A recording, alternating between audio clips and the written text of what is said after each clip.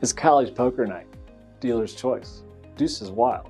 Doing our best to estimate the odds during each hand, only to have those wild twos show up in somebody else's hand.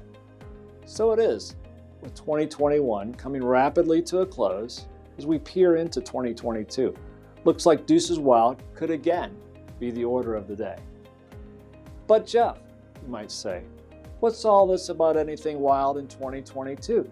We investors never had it so good. Well, agreed. According to Wilshire, the value of the 5,000 stocks in their index has investors up nearly $10 trillion over the past year through November 13th.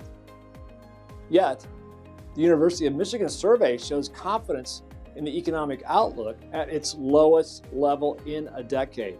How can that be?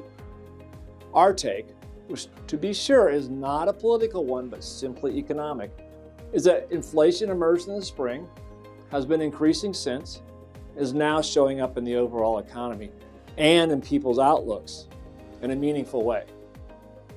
But Jeff, isn't this about those supply chain snags coming out of 2020?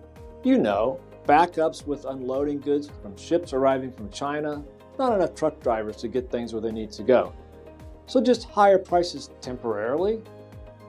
Our view, these conditions only explain a portion of rising inflation as we observe what's not related to ships and trucks. For example, think about this. While the Consumer Price Index for October rose to 6.2%, its highest level in 31 years and nearly its highest in 50, the money supply, or the number of dollars in circulation, has grown by a whopping 36%, 36, since March of 2020, according to the Federal Reserve. Would it then be reasonable to expect, regardless of ships and trucks, that more inflation will work its way through our economy? Next, something called the JOLTS Index, designed to measure the rate at which workers voluntarily quit their jobs, reached 3% in October, the highest level in that survey's history.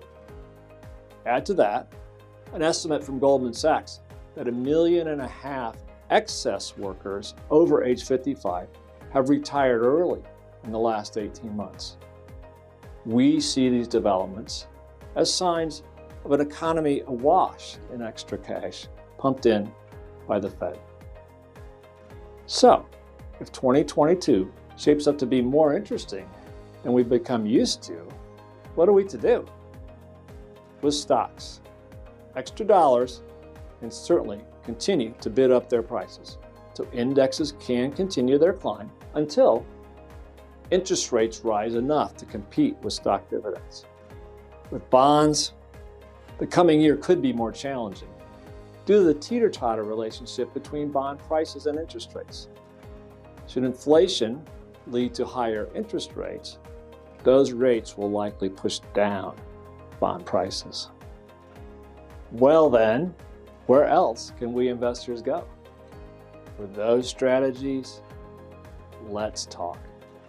We've got a few wild cards of our own to prepare for whatever Deuces Wild 2022 may bring us.